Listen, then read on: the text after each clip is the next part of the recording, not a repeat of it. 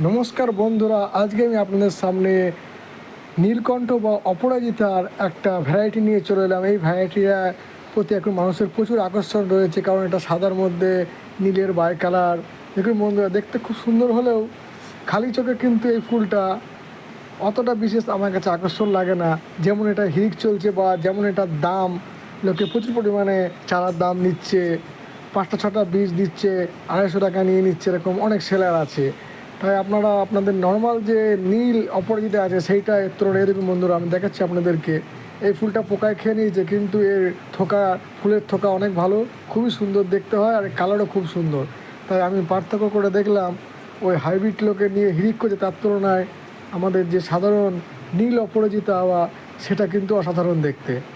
তাই আপনারা ওই এখন দাম দিয়ে গাছ কেনার দরকার নেই, দেখবেন অটোমেটিক দাম কমে যাবে, তখন ওই সব ভ্যারাইটিগুলো কিনবেন।